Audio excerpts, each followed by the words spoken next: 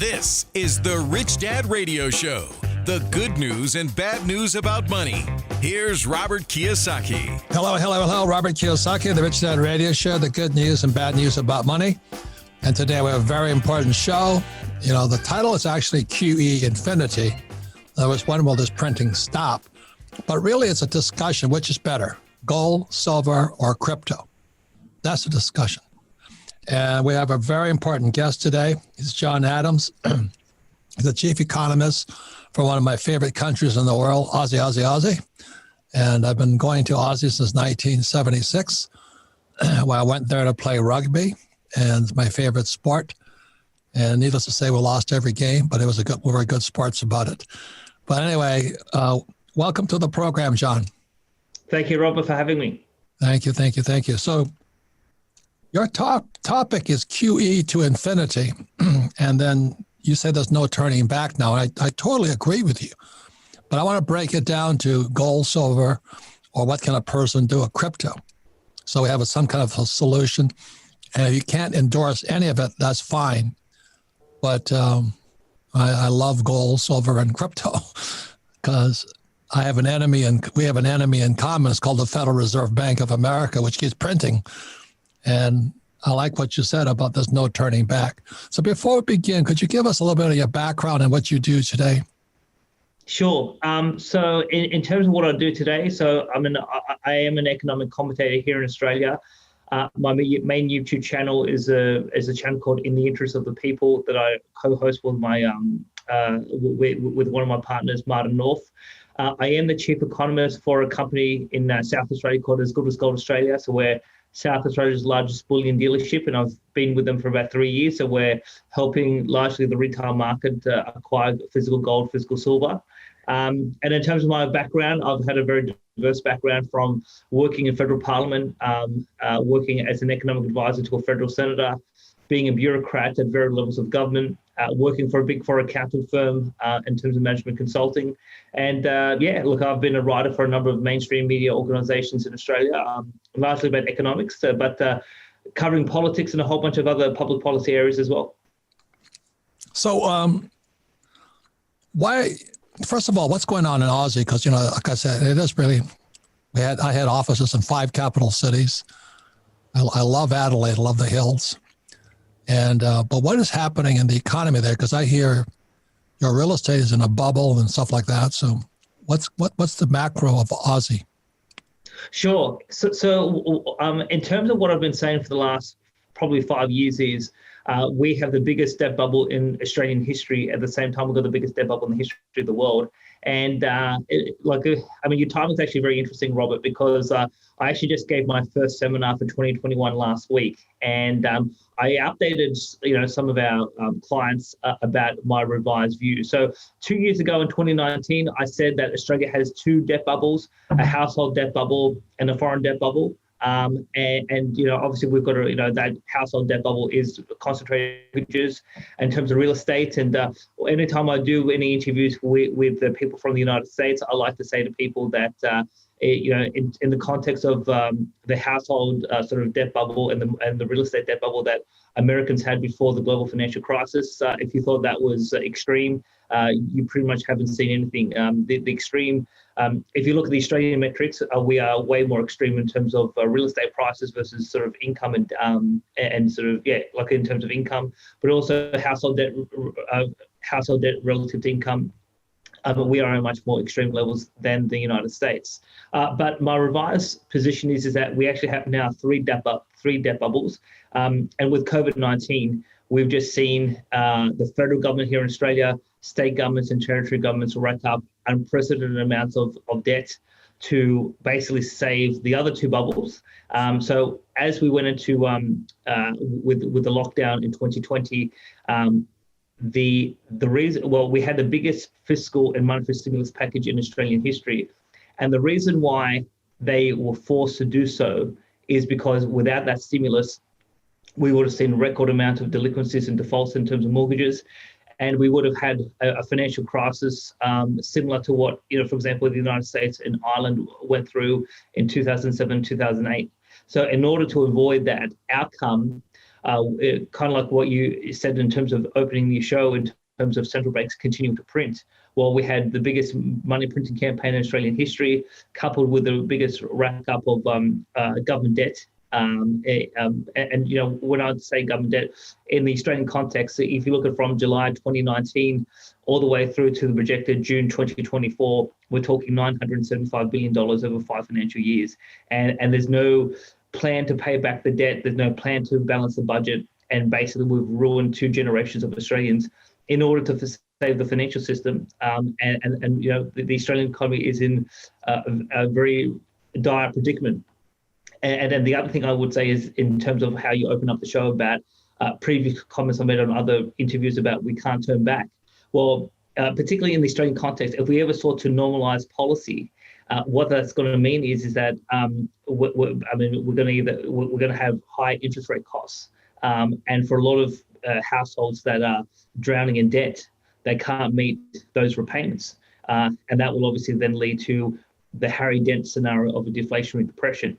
So the mentality, having worked in federal parliament and having worked in the mainstream media here in Australia, the mentality among the elite is that a deflationary depression is the worst outcome of all, and we must avoid it at all costs. And so that's why they continue to print and spend, and because of that, that's why I came out in 2020 with a forecast of, not only just a forecast, but a statement that we are seeing the beginnings of stagflation here in Australia. And in the beginning of 2021, I said that with the election of Joe Biden and the $1.9 trillion stimulus package passed by Congress, and now a $2 trillion stimulus package on infrastructure, I think this stagflation process is going to accelerate as we go throughout 2021 and beyond. So, like I said, I first went to Aussie in 1976, and you guys had the same problem then. Because Aussies like to spend money, they travel a lot, have a good life. Yeah. And their personal debt was high. And then the Aussie real estate prices, it's a great place to live. I bought 2 properties in Aussie, one in King's Cross and one in Rushcutters Bay. And I made a lot of money because the inflation was just going high as a kite. But I don't think they ever stopped borrowing money. And so the reason I want to interview you today is because, Aussie might be the canary in the coal mine. Because Aussie's economy and population is smaller, but it's very similar to America. Very, very similar. So you're saying there's a personal debt bubble. There is a real estate debt bubble, the same as the U.S. And now you have a nationwide debt bubble, right? Yes. One of the points I'll make, Robert, is that when you look at if you look at the debt profile of American households before the GFC, a lot of poor people got into the real estate bubble when they couldn't actually afford to be in the real estate market. The big difference between America and Australia is the bulk of the household debt is actually with high income people as opposed to low income people. And some Australian commentators have said, well, there's no comparison between Australia and the United States because people who can service the mortgages actually have the bulk of the debt. Now, the problem with that argument is that our debt profile is very similar to what happened in Ireland. So middle income to high income people in Ireland before the global financial crisis had the bulk of the debt. And then when the GFC crashed, or when the GFC occurred, the Irish economy basically went through the floor. So while we have a different debt distribution compared to America, whether it's America, Ireland, or Australia, we are in a situation that we can never return to. And the other thing I will say is that, because you talked about the 1970s, so we did have obviously stagflation both in America and Australia in the 1970s. But if you look at personal debt levels, so the last time we had a household debt bubble in Australia was actually in the 1880s, and we had a depression in 1892, which was actually worse for Australia compared to the Great Depression. And our debt levels for households in 2021 are substantially higher than where we were in the 1880s on a proportional basis. Well, one more question, because another one of my really favorite countries is Kiwi land, New Zealand, and the Great All Blacks. How does New Zealand's economy compare to Ireland and to Aussie? Yes. So yes, that they probably do have a very similar situation where they do have elevated levels of household debt, and they do have high house prices. But I would say that their situation is nowhere near as extreme as where we are here in Australia. So yes. So do they have a problem? Sure. But is it as bad as where we are here in down under? Probably not. And a lot of Americans are running to New Zealand to hide. Have you heard that?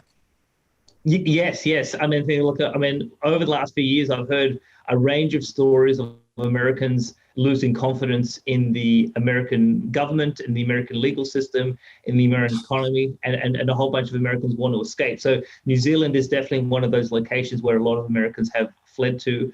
But the other interesting thing I should say, Robert, is that I've also heard a lot of Americans going down to South America, particularly in Chile. And no doubt, if you go down to the southern parts of Chile, you'll find a few expat communities being, they're developing and they're growing. And yeah, so that could be potentially another area where Americans may find refuge. So would you, I'm not kidding you. I love Aussie. I just really, really do. Would you suggest Americans run there? Well, I mean, the thing is, so probably what I would say is that there are some advantages, I think, living in Australia compared to the United States, but also I think there are definitely some disadvantages as well. So I would say that the cost of living situation here in Australia is perhaps more pronounced than what it is in America. But on the other hand, while I think we have some corruption issues here in Australia, I don't think they're anywhere as close as to what the Americans have. Yeah. For those who may not know, Australia really is like the promised land to me. It's, you have great medical, everything is great as long as you don't make your money there, because your government wants to take it all the time. Yeah. I mean, that's probably another thing I would point out. Our tax rates are much higher than where the taxes are in terms of the United States as well. Okay, so you're an economist for Good as Gold Australia. What does Good as Gold Australia do? Yes, as Good as Gold Australia. So we've basically been in business since about 2012. We're a retail dealership. So we basically we provide to the market gold, silver, platinum, and a whole host of retail denominations. We do storage, we do insurance, So I mean, particularly as we continue to see money printing, central banks around the world get out of control. I mean, the owners of the business thought that it was time to help more Australians, and we have a growing international client base as well, help more people escape the fiat currency system and get into gold and silver. Obviously, I've listened to you on multiple interviews, Robert, and I know that this journey for you started. But correct me if I'm wrong. Was it when you went to Vietnam or before Vietnam that you started buying silver? I started buying silver in '64 when I was 17 because of Gresham's law. Gresham's law says when bad money enters the system, good money goes into hiding. So when I was 17 in 1964, they started debasing our dimes and quarters and half dollars. So there was a copper tinge around it. And I didn't know anything, but Gresham's law does apply, because immediately I didn't trust my dimes, quarters, and half dollars. And I started going to the bank and turning in dollars, paper dollars, and getting rolls of dimes, quarters, and half dollars. And I'd pull out the real silver. And I'd put the copper silver back in there. And then I go back to the bank and kept trading. The trouble was then I went to school in New York at 17, 18, and my mother spent my money. So it kind of made my point that poor people don't know good money from bad money. That's the biggest problem. My mom and dad had no idea why I was running back and forth to the bank as this kid, high school kid, turning in fake paper money, getting rolls of dimes, quarters, and half dollars, and pulling out the real silver and trading it in. And my mother says, well, I spent it while you're in school. I'm going, and I think we're talking about why there's so many poor people is they don't know good money from fake money. And I'm going to have one more question to you, because I'm excited about here in America. You have the Perth Mint, And we've heard that there's a shortage of silver in Perth. I don't know if that's true or not. But when we come back, that's what I want to talk to you about, because the real subject here, it really is QE infinity. I don't think the banks can turn back. They have to keep printing. And the question is, what are you going to do? Gold, silver, or crypto, or Bitcoin, or Ethereum? So that's kind of my discussion today, because we've got to know good money from fake money. We'll be right back. Welcome back, Robert Kiyosaki, the Rich Dad Radio Show, the good news and bad news about money. And today our guest is John Adams. He is an economist for Good as Gold Australia, my favorite countries in the world. And if I was going to run, I'd run to Australia because it is heaven. It is a fantastic place to live, except you don't want to make your money there. And and we're going to be discussing, his topic is QE infinity. In other words, can they stop printing? I don't think so. And that next question goes, where do you go then? Gold, silver, or crypto, Bitcoin, or Ethereum, or whatever they got today. But before we go on, we have my dear friend Harry Dent, who I toured Australia with several times. And John, what is Harry predicting now? Well, yes. So probably since the GFC, Harry Dent has been predicting a deflationary depression. And when you think of what that actually means is, so if you think in the classical Austrian school, so Ludwig von Mises, about what is inflation? Inflation is the expansion of the money supply. So to have deflation, what that means is the money supply must shrink. And the only way in the current context of that's going to happen is that the debt is going to shrink. And how are you going to shrink the debt? You have to have a series of defaults. Now, every time we've had a point of crisis since 2008, the central banks and the national governments around the world continue to print and spend to stop the debt bubble from imploding. And so far that has been successful. So whether you think about the sovereign debt crisis of 2012, or for example, the repo crisis in New York in 2019, or COVID-19 2020, or even if you look at the end of February 2021 in terms of how the bond market, particularly in the United States, but it started to spread to Australia, Japan, and Germany. Every time there's some sort of systemic risk coming to the fore, they try to print and spend and provide liquidity so that you don't have that sort of situation from occurring. So when it comes to Harry, what's Harry's latest prediction now? Well, I mean, so about 3 months ago, Harry gave an interview on Stanbury Research and said that he's expecting the stock market to collapse by 40-50% by April. Well, here we are in the last week of April, and so far that hasn't happened. And I think your assistant in the break said that his new forecast was going to be June, July, where the stock market's going to collapse. Now, what I would say is, could be right. He could be right. Well, yes. So what I would say is that in the absence of the money printing, Harry would be 100% correct. So I've never sort of said that a deflationary depression is off the table. But where I think Harry has got it wrong is, I did an interview with him here in Sydney in 2018, and I asked him, well, why can't the central banks continue to print to infinity? And he basically said that there will be voices in the market, there'll be political opposition to the central banks, and that opposition is going to stop hyperinflation, like the QE to infinity type scenario that we have now. And that opposition is going to prevent them from saving the bubble, and that's how the bubble collapses. Well, so far, 3 years beyond when I interviewed Harry here in Sydney, no one has stopped the central banks. So, the other thing I'll say, Robert, is that now we're seeing the central banks starting to take over governments. So you've got Janet Yellen, now the Treasury Secretary. You've got Mario Draghi, now the Prime Minister of Italy, and you've got a whole bunch of other sort of characters. Mark Carey was head of England, Bank of England.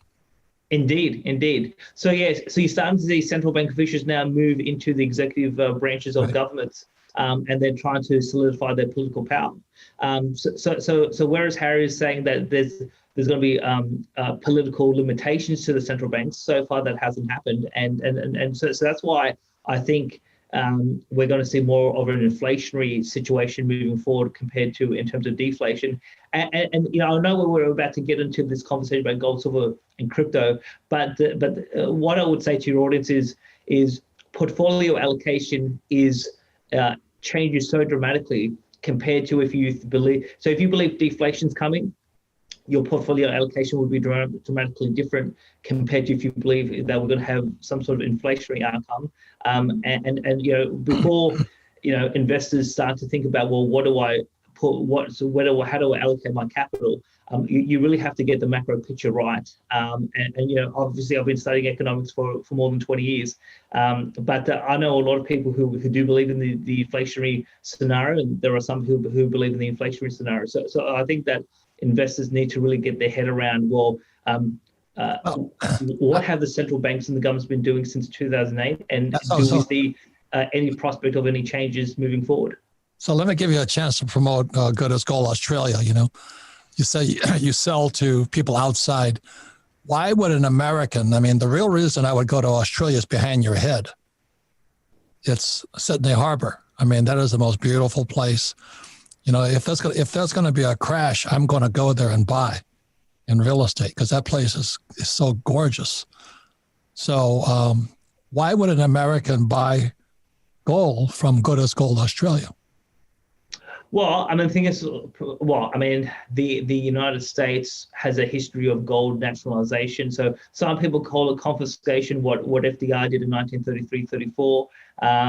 And obviously, when you look at the LBJ, you had a problem in terms of the demonetization of silver. So the American government has a history of doing adverse things to American citizens, whether it's taking people's gold away, nationalization, making the ownership of gold illegal, or doing things with silver. We haven't had that sort of history here in Australia. So I do think that when you look at the context of property rights and your ability to protect your wealth from a legal point of view, I think there's less legal and political risk in Australia compared to the United States.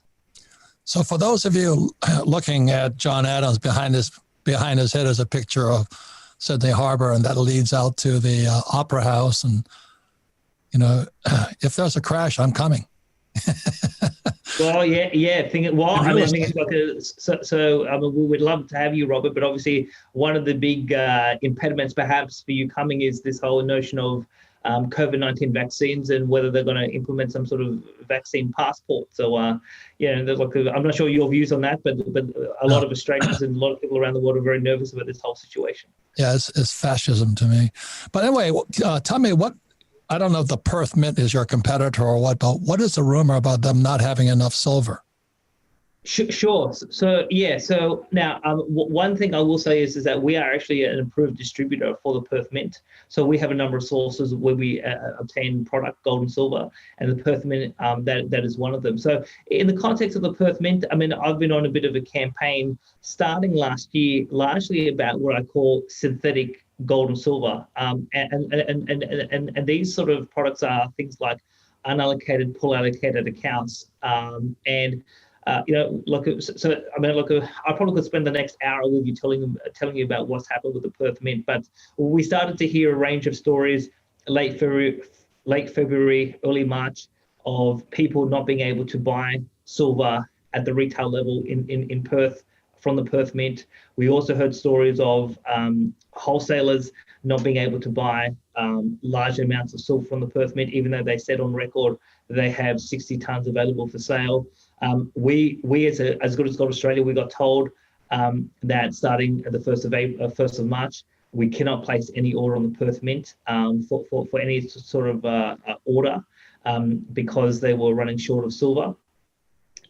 But also we started to hear a range of stories around customers who had unallocated or pool allocated accounts, particularly in silver, standing for delivery, and there was a commitment by the Perth Mint, according to their website, to deliver in 10 days, and they just could not deliver in 10 days. And on the one hand, they said that they had the silver, but they had a manufacturing fabrication problem.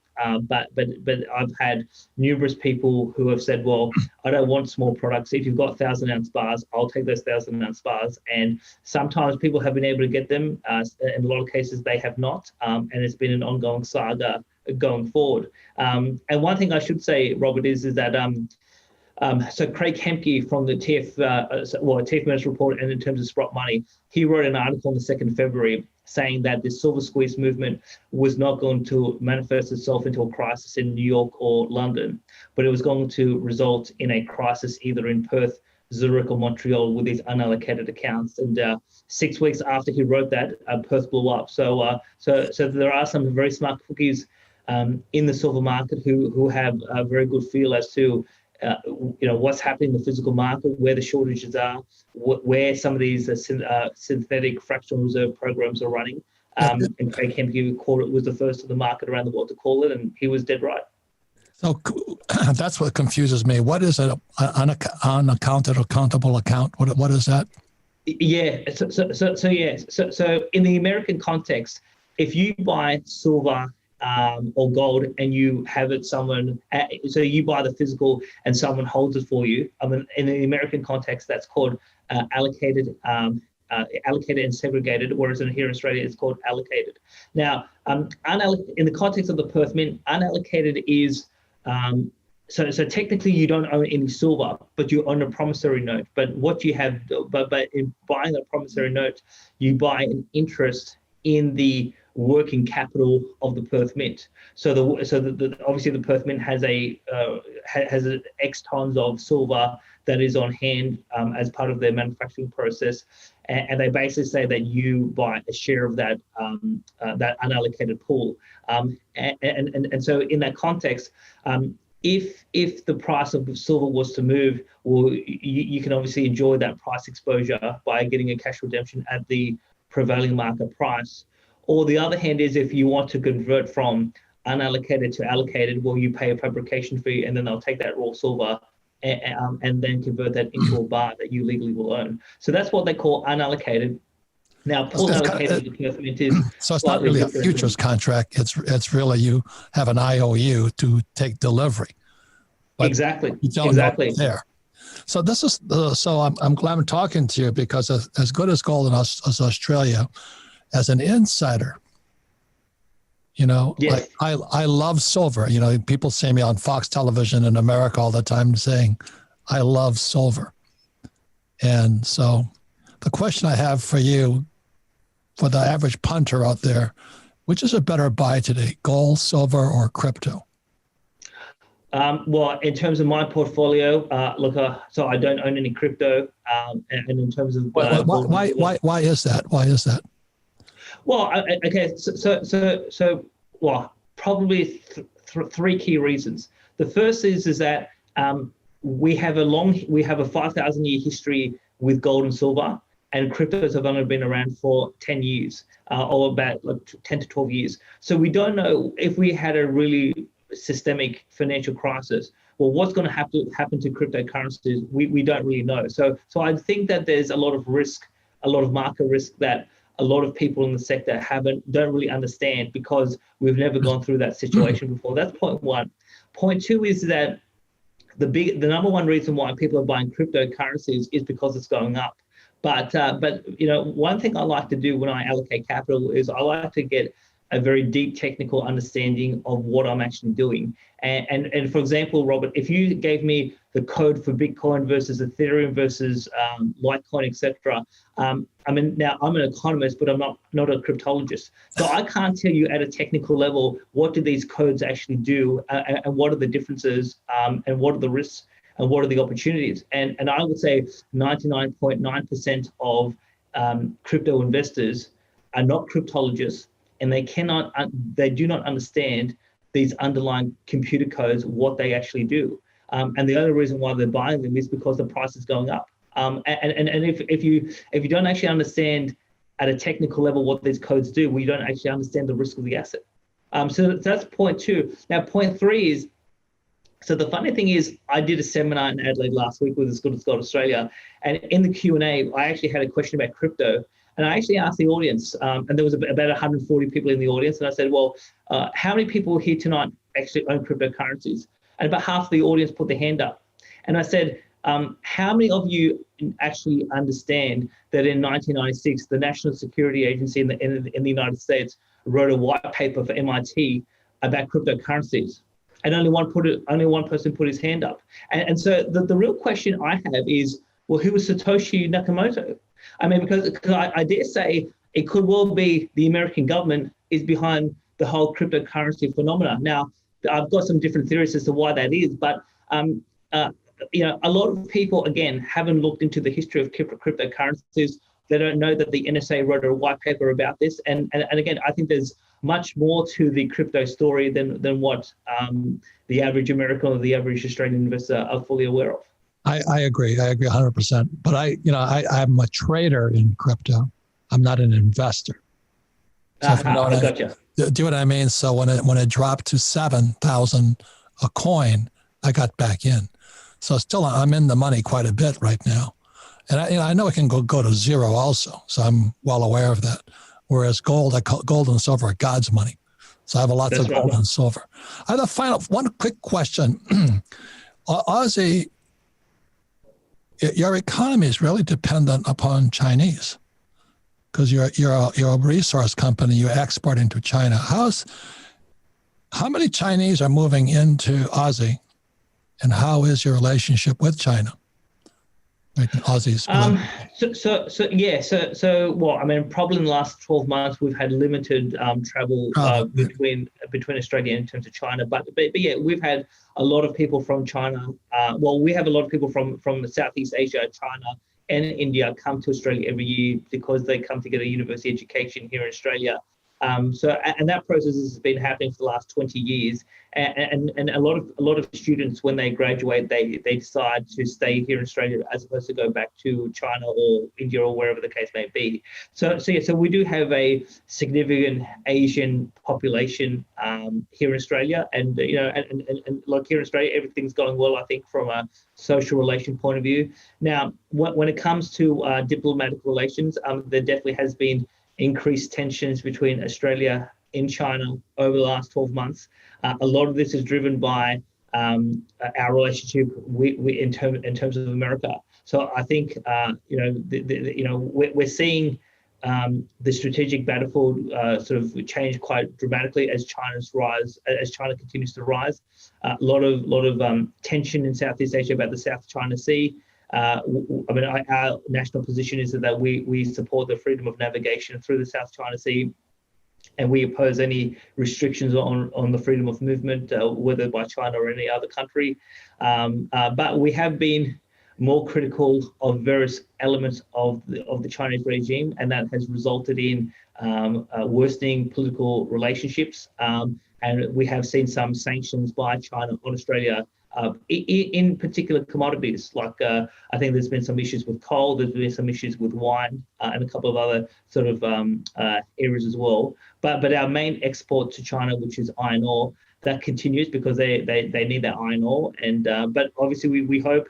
Look in terms of, I think a lot of Australians, including myself, we hope for peace, and we hope for good relations with both America and China, and we hope that that any strategic disputes can be resolved peacefully. Yeah, but you got to watch out for those Kiwis. They're sneaky. Yeah. Well, look, to be honest, I'm not particularly afraid of New Zealand. I mean, I think the All Blacks. We can talk about sport, but if they ever got out of line, we could send down our military and take over New Zealand within a few hours. Hey, John, thank you very much for information. And how can people get in touch with you at Good as Gold if they want to talk? Sure. Don't endorse anything, by the way. I'm just happy to talk to John because he knows so much about it. This very important part of the corner of the world near China. And sure, yes. So I mean, in terms of myself, I'm on Twitter. People can find me at Adams Economics. I actually have my own personal website, adamseconomics.com. People can look up As Good as Gold Australia. We have a website. We have a YouTube channel. And yeah, thing is, feel free to reach out to me personally or reach out to the company. And if you're looking for gold, silver, platinum, and we're definitely happy to help. Yeah, John, thank you very much. You live in God's country, except for your tax. Thank you very much. Thank you, man. Take care. And we come back, we'll be finishing up with a final word on gold, silver, or crypto and what's happening with China and New Zealand. We'll be right back. Thanks, John. Welcome back, Robert Kiyosaki, the Rich Dad Radio Show, the good news and bad news about money. And today we're talking about its QE infinity, why they have to keep printing. But the bigger question is it gold, silver, or crypto? And I don't think we answer anybody's questions, but either you're in favor or not in favor. And FYI, we don't endorse anything, although I own all three, including Ethereum. I don't endorse it. But listen to the Rich Dad Radio program anytime, anywhere on iTunes, Android, or YouTube. And then all of our programs are archived at richdadradio.com. And we archive it for one reason, so you can listen to it again. But if you have friends, family members, or business associates, please listen to this program and discuss. So I want to thank John Adams, Good as Gold Australia. And I tell you what, if you guys can, sitting behind his head was a picture just in front of the Sydney Opera House. And if the real estate market crashes, I'm going there. It is one of the most beautiful spots on earth. It really is. The whole country is spectacular. They have such a great lifestyle, but they're highly socialist. You know, they make California look like a conservative state. And I just love the fun, you know, the joking between Aussie and Kiwi. So they never stop. And I just love it. And, you know, my favorite sport is rugby. And the All Blacks and the Wallabies are formidable. I mean, they just produce the best rugby teams in the world. So that's why I just love that country. I love the people. And, you know, I have bought property there. I wish I hadn't sold it. But it is such a great lifestyle, great people, a lot of fun. And they're right in the middle of Asia. You know, they got Singapore on one side. And Myanmar right now is blowing up. They have Vietnam, they have China, they have Hong Kong, and they have Taiwan and Japan. So it is such a crossroads for, let's say, English speaking. So if you have a chance, if you haven't been to Australia before, please go there and, you know, take in New Zealand too. They're great, great countries. So anyway, with that said, Sarah, what did you think? Oh, he was a wealth of information. But you opened the show with, we're not sure if we answered the question. And John kind of made that point because we were talking about Harry Dent, and Harry's been deflationary, and he's, you know, some people are calling for inflation, hyperinflation. So he said that your portfolio allocation will depend on what you believe in. Right. And that's where, so I think we did kind of answer the question. If you believe what Harry Dent believes in, you'll do, you know, hold a little bit more of this versus, you know, so I thought it was a cool show. We touched on a ton of topics. Yeah. And so this will definitely be one that we want people to listen over and over again. And one question that I'd like to pose to our listeners is, if you caught the very end, John was talking about how the NSA wrote white paper on cryptocurrency back in 1996. So if you would like us to bring John back on to discuss that, because I don't think he's talked about it based on his tone. I never heard about it before. And he was very cryptic about it, about crypto. If you are interested in us maybe talking about that topic, let us know in the comment section, because that is something I'm interested in. That I definitely perked up. So, but a great interview, and looking forward to Harry's rebuttal when we interview him next week. So Harry's another good friend, but he's, you know, when you look up pessimist in the dictionary, it's his picture in there. And I agree with him. It's just he's always making these dates that don't happen. And so that's why with the Rich Dad Radio program, we don't make any recommendations, and we do our best to be as educational as possible.